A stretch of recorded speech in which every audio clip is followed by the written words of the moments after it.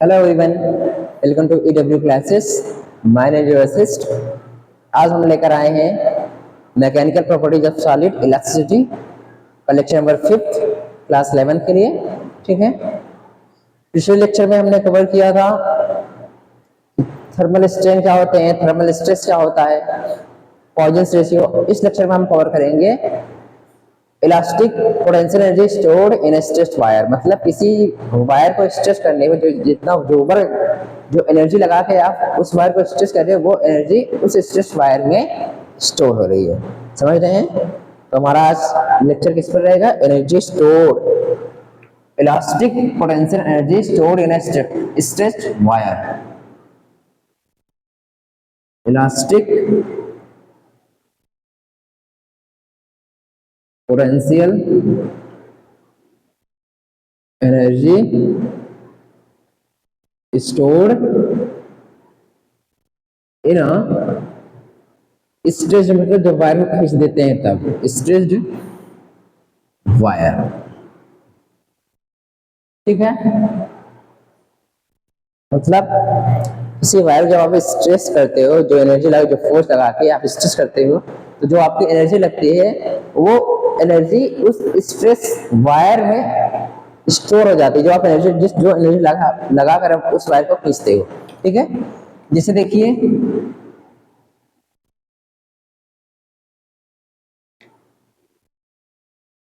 ये वायर था आपका, आपने इस वायर को यहां से बांधा था।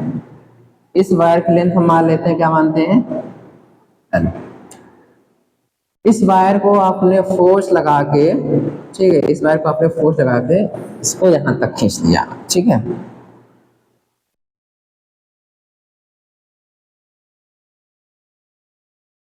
ठीक। जब आपने इस वायर को फोर्स लगा के खींचा, ठीक है, जब आपने यहाँ फोर्स लगाया, ठीक है, जब आपने यहाँ फोर्स लगाया तो ये वायर स्ट्रेच होकर इस फॉर्म में यहाँ आ गया। ठीक है, तो पहले लेंथ L थी, इस लेंथ में चेंजिंग क्या आ गई? Length del L। मतलब पहले लेंथ L थी, लेकिन जैसे आपने खींचा डेल L लेंथ और बढ़ गई है। मतलब लेंथ में चेंजिंग क्या आई? डेल L लेंथ आई जब आपने इसको खींचा। ठीक है, तो जितना आप फोर्स जो एनर्जी लगा के सब खींच रहे हो, देखो यहाँ पर आपने जो एनर्जी खींचा, वायर यहाँ पर आया, तो जो एनर्जी आपने लगाया वो एनर्जी इस स्ट्रेच वायर, ये आपका स्ट्रेच वायर है। कौन सा वायर है? Stretch wire. क्या है आपका? ये स्ट्रेच वायर। समझ रहे हैं? ये एनर्जी, जो एनर्जी लगा आपने खींचा, ये एनर्जी आप इस स्ट्रेच वायर में जाकर स्टोर हो गई। समझ रहे हैं? उसे बोलते हैं इलास्टिक पोटेंशियल एनर्जी, जिसको हम यू से डिनोट करते हैं। ठीक है, अब हमको क्या निकालना है? जो हम वर्क करेंगे वही जाकर एनर्जी इसमें स्टोर होगी। समझ रहे हैं? जो भी हम वर्क करेंगे इसको खींचने में, वही एनर्जी आप स्टोर होगी। समझ रहे नहीं समझ रहे? लेते हैं Young's modulus of elasticity formula आप निकाले थे। क्या निकाले थे? Stress by strain. क्या निकाले थे? Stress by strain. ठीक है, स्ट्रेस का फार्मूला क्या होता था आपका? Force by area. और स्ट्रेन का फार्मूला क्या होता है? Delta L by L. क्या होता था? Delta L by L. मतलब जो लेंथ में चेंज आई और जो ओरिजिनल लेंथ है। ठीक है, अब देखिए, अगर आप यहां से देखेंगे, यहां से आपको फोर्स का फार्मूला मिलेगा।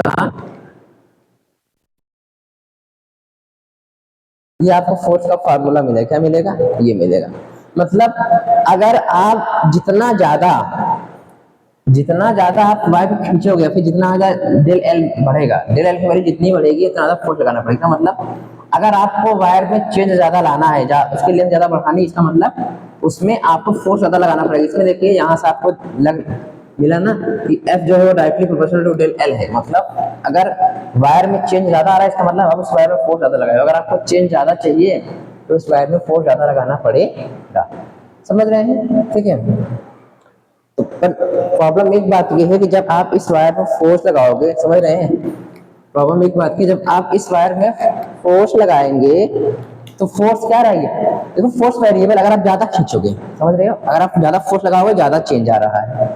आपने ज्यादा फोर्स लगाया तो लेंथ जो होगा वायर में जो चेंज आ रही लेंथ वो ज्यादा होगा। कम फोर्स लगाओगे कम चेंज आएगा। मतलब इसका मतलब इस कंडीशन जो आपको फोर्स है वो क्या है? वेरिएबल फोर्स है। कैसी फोर्स है? वेरिएबल फोर्स है। कैसी फोर्स है? वेरिएबल फोर्स है।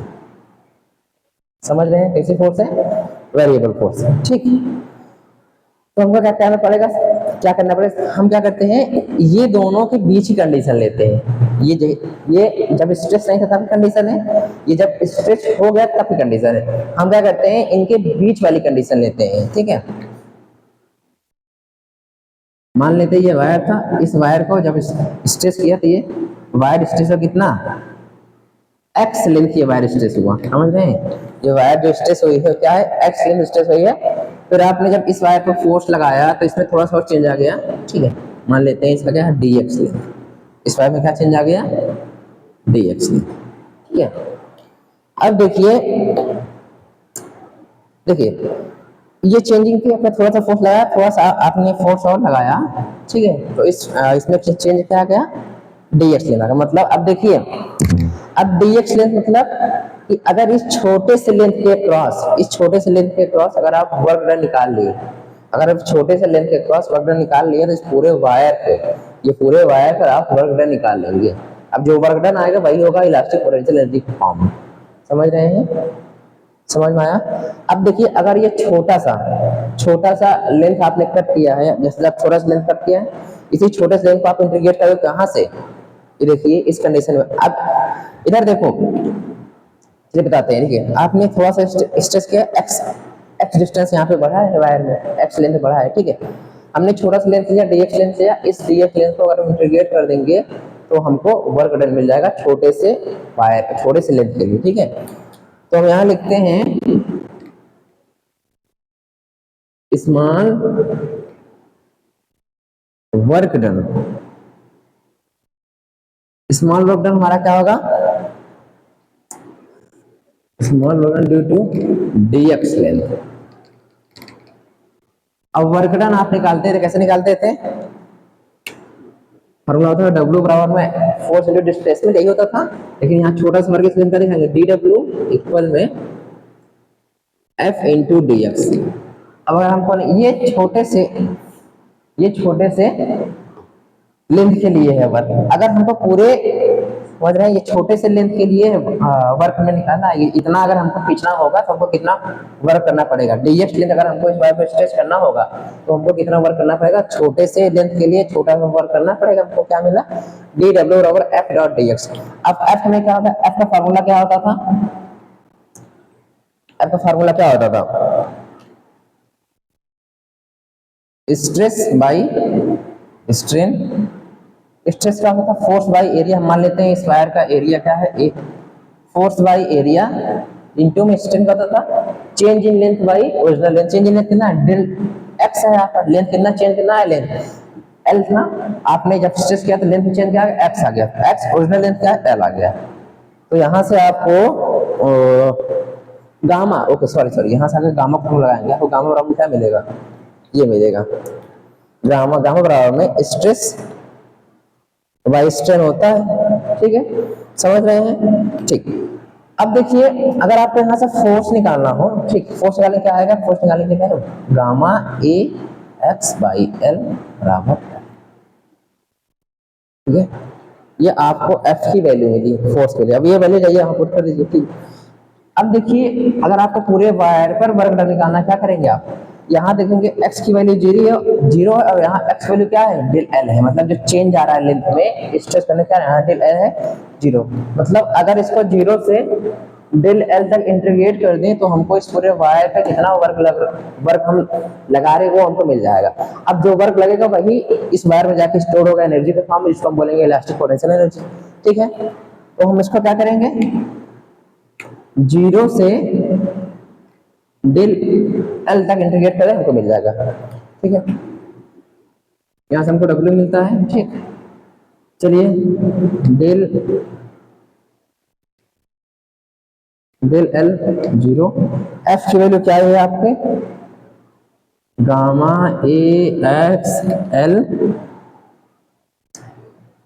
इंटू में डी एक्स। ठीक है, तो गामा जो होगा Young's modulus of elasticity, area length क्या, ये सब क्या है, कांस्टेंट है। ये सारे टर्म्स बाहर आ जाएंगे। गामा ए बाई एल बाहर आ गया, वेरिएबल सिर्फ आप एक्स है, एक्स देखो यहाँ एक्स कुछ होगा, यहाँ एक्स वैल्यू कुछ है, यहाँ एक्स वैल्यू कुछ है, तो मतलब एक्स ही वेरिएबल है। तो यहाँ क्या आ जाएगा, 0 से डेल एल तक हमको इंटीग्रेट करना है एक्स डे एक्स, ठीक है। देखिए गामा ए बाई एल, जब आप एक्स को इंटीग्रेट करोगे क्या आता है, इंटीग्रेट आपने किया क्या आ जाएगा, बाहर क्या आ जाएगा, x square by 2। Upper limit क्या है डेल एल, लोअर लिमिट क्या है 0, ठीक है। तो यहाँ से आपको मिलेगा W इक्वल में gamma A by L into में डेल एल स्क्वायर बाई 2, ये आपको मिलेगा, ठीक है। चलिए एक वेट, ठीक है। अब अगर आप ऊपर भी और नीचे भी एल से मल्टीप्लाई कर देंगे आपको क्या मिलेगा, गामा ए एल मिला इंटू में डेल एल, और ये भी स्क्वायर है, ये एल एल मल्टीप्लाई ये भी एल स्क्वायर आ गया, बाई में 2 आगे लिखी इसमें, ठीक है। तो यहाँ से आपको क्या मिलता है, W इक्वल, अब देखिए ये मतलब एरिया, एल मतलब लेंथ, वॉल्यूम का फार्मूला आप जानते होंगे, वॉल्यूम इक्वल होता था length into breadth into height, ये हुआ एरिया, और ये वॉल्यूम मतलब एरिया इंटू लेंथ क्या मिलता है, वॉल्यूम मिलता है। तो गामा इंटू इसको वॉल्यूम लिख सकते हैं, और change in length upon length क्या होता था, change in length by original length क्या होता था, स्ट्रेन होता था। तो यहाँ स्क्वायर, यहाँ क्या मिलेगा आपको, स्ट्रेन का स्क्वायर है, स्ट्रेन का स्क्वायर मिला, डिवाइड है आपको 2 मिला, ठीक है। ठीक, इसको नोट कर लीजिए, ओके नोट कर ली, ठीक। अब आगे देखिए, इसको हम लिख सकते हैं गामा W बराबर गामा इंटू में स्ट्रेन के दो फॉर्म लिख सकते हैं, क्या लिख सकते हैं, स्ट्रेन इंटू स्ट्रेन इंटू में वॉल्यूम डिवाइड बाई 2। तो आपको पता है गामा क्या होता था, स्ट्रेस बाई स्ट्रेन, तो यहाँ से आपको स्ट्रेस का फॉर्मूला मिलेगा ना, गामा इंटू स्ट्रेन, तो मतलब इसके जगह आप लिख सकते हो स्ट्रेस, स्ट्रेस ये 2 है, यहाँ 1/2 लिख दो, इंटू में स्ट्रेन इंटू में वॉल्यूम, यह आपको वर्क मिला। अब जो आपको ये वर्क मिला यही जाके पोटेंशियल एनर्जी के फॉर्म में इस वायर में स्टोर हो जाएगी, क्या हो जाएगी, इस वायर में स्टोर हो जाएगी, जिसको पोटेंशियल एनर्जी को हम यू से दिखाते हैं, ठीक है। तो फाइनली हमको क्या मिलता है, फाइनली हमको क्या मिलता है, elastic potential energy stored in a stressed wire, क्या मिलेगा, ठीक है। इसको हम किससे दिखाते हैं, यू से दिखाते हैं, पोटेंशियल एनर्जी को यू से दिखाते हैं, you equal 1/2 into stress into strain into में वॉल्यूम, ठीक है, समझ में आ गया, ओके। मतलब ये एनर्जी जाके आपके वायर में स्टोर होगी, जितनी अगर आपने जो एनर्जी लगाया, ठीक है, आपने अगर W एनर्जी, इतनी एनर्जी आपने अगर लगाया वायर को खींचने में, वर्क किया, तो यही सेम वर्क जाके इस जो वर्क आपने किया, जो यही वर्क जो है ये वायर में जाके एनर्जी के फॉर्म में स्टोर हो जाएगी, अगर आपने ये W और U बराबर रखा तो, समझ रहे हैं। मतलब किसी वायर को अगर आप खींचोगे, अगर वायर किसी आप खींच रहे हो, अगर आप ज्यादा फोर्स लगाओगे ज्यादा खींचेगा, कम फोर्स लगाओगे कम खींचेगा, इसका मतलब फोर्स कैसे था, वेरिएबल था, इसलिए हमने क्या किया था, छोटा सा हमने dx लेंथ किया था, उस छोटे से dx लेंथ की वजह से उसको, जब छोटे से dx लेंथ की वजह से लिया हमने, अब छोटे से dx लेंथ की वजह से हमको छोटा सा वर्क मिला था, ठीक है। अगर हमको इस पूरे वायर में चाहिए, क्या चाहिए, वर्क डन चाहिए था, मतलब यहाँ से यहाँ तक खींचने में कितना वर्क करना पड़ा, तो अगर हमको चाहिए तो हम क्या किए थे, 0 से हमने डेल एल तक इंटीग्रेट कर दिया, यहाँ से यहाँ तक खींचने में हमको कितना वर्क करना पड़ा वो हमको मिल गया, ठीक है। ये रिलेशन में मिलता है, ओके, तो नोट कर लीजिए।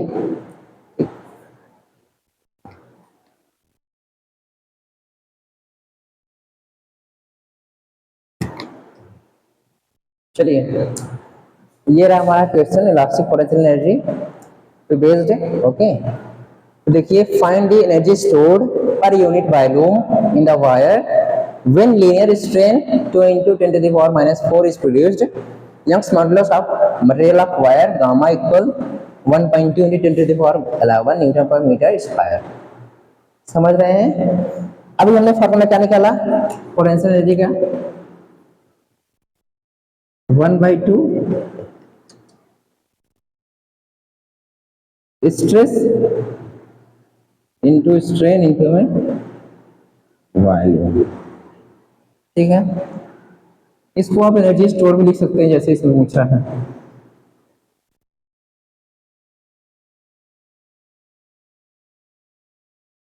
ठीक है, अब आपसे पूछा है energy store per unit volume पूछा है, तो यहां से कहा जाएगा एनर्जी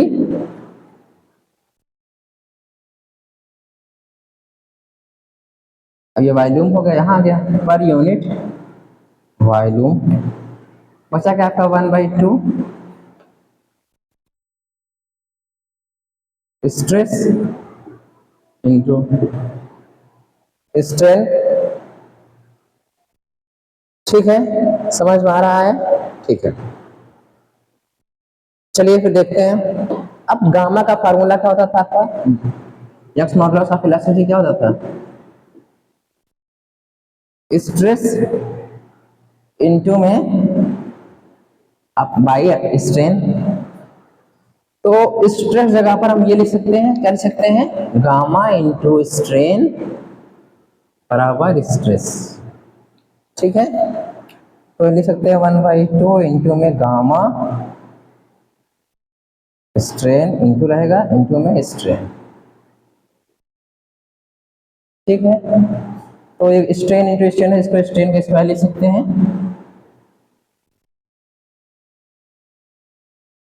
यहां से आपको क्या मिलता है 1/2 गामा का वैल्यू क्या है 1.2 into 10 to the power 11।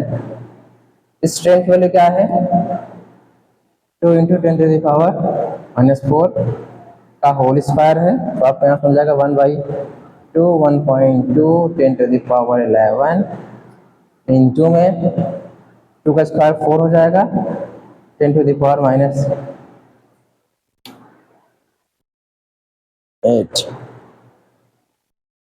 Okay, चलिए देखते हैं अब क्या कट होगा। ये कट हुआ तो आ गया 2 से मल्टीप्लाई करके कितना आ गया 2.4 इंटू 10 to the power 3। अब एनर्जी की यूनिट जो होती है क्या होती है जूल होती है। ठीक है, ये रहा आपका energy stored two best numericals. ठीक है, तो हमें उम्मीद है आप सभी को समझ में आया होगा। ठीक है, तो आज के लिए इतना ही। Thank you very much.